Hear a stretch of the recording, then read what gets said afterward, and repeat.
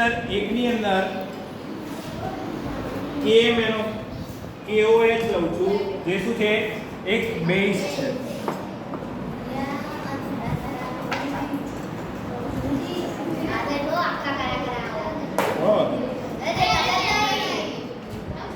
જોવો પેલા તો હું આ વસ્તુ કસનળીમાં નાખી દઉં છું. બરાબર.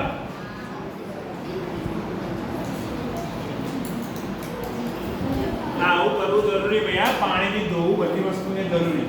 અને એક બાજુ હું તમને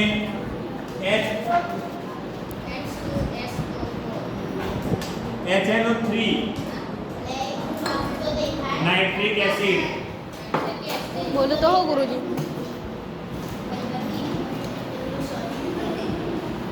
નાઇટ્રિક એસિડ લઉં છું જેનો રંગ જોજો કેવો છે, રંગ વિહીન છે બંને દ્રાવણ. થોડું અને સાઈડમાં રાખો. આ બેઝ છે, આ એસિડ છે, બરાબર છે.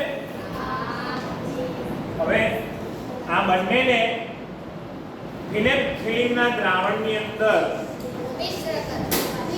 આ ફિનેપ્થિલિન છે મારી જોડે. અહીંયા ધ્યાન, આના હું ડ્રોપ્સ એટલે કે ટીમ્પા, એક કે બે ટીમ્પા અંદર નાખું છું. જોઈએ છે શું થાય છે. બરાબર. આ બેઝ એની અંદર નાખું.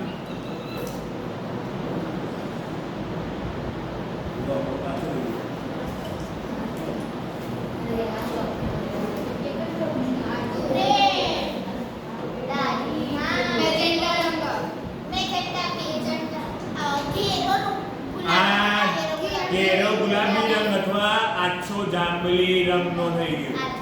આ સારું કામ કરે છે નેપ્થેલિન, તમને ખબર છે? જાસૂદના ફૂલના જેવું કામ કરે છે. એવી જ રીતે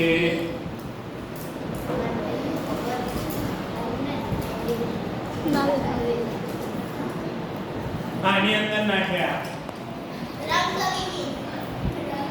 કોઈ પણ જાતની અસર કરતું. હવે શું કરીએ? આ બે દ્રાવણોને હવે આમ નામ રાખ. આનો ઉપયોગ થઈ ગયો. હવે ફરીનું એક કસનળીમાં આ બંને દ્રાવણ લો અને બંનેને હવે મિક્સ.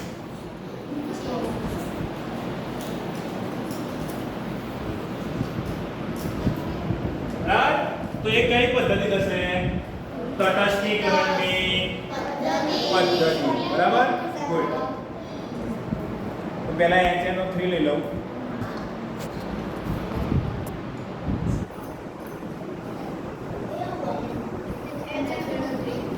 Nitric acid.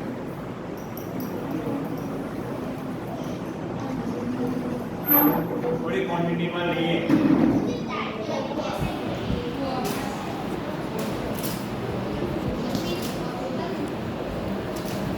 તને બહુ વધારે પડતી જ ખબર ને.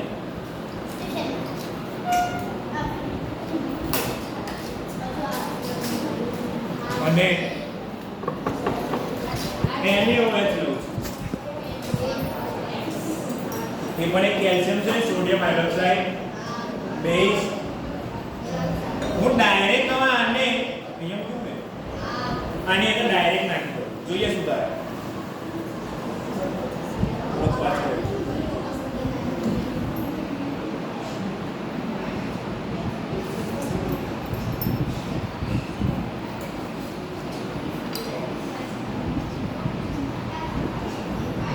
આ કઈ પ્રક્રિયા થઈ?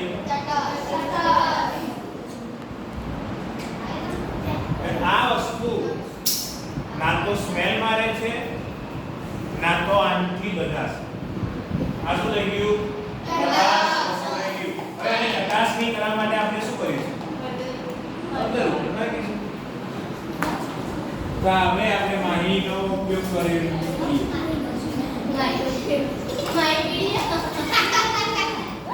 માહીના પીળા રંગનો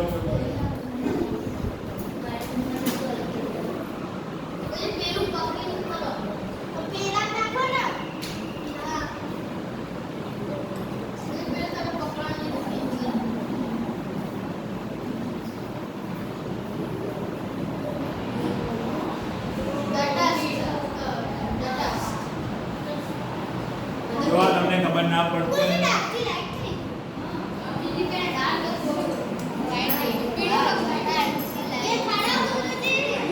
અને આની અંદર સેલ્યુલોઝ આવે ને કાગળની અંદર શું આવે સેલ્યુલોઝ આવે એટલે તમને આમાં કાળા ડાઘા નહીં પણ આપણે આનો ઉપયોગ નહીં કરવો આપણે આપણા જો રિયલ હળદરનો ઉપયોગ કરવો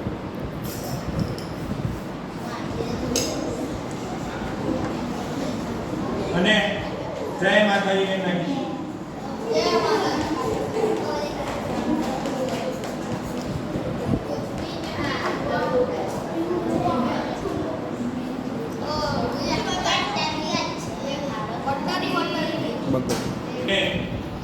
જીયા પકડીને ઊભી છે આમની ઊભી ક્યાં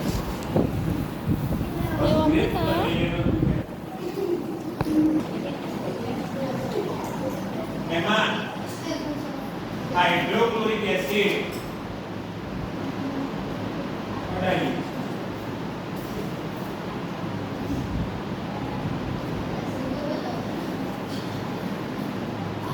ગાસુ શું થાય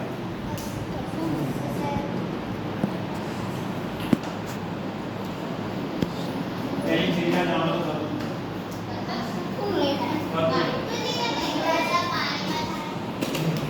તારે મેરે કામ કરી ગરમ કરવું આપણે ગરમ કરવા માટે વિડિયો ટાઈમ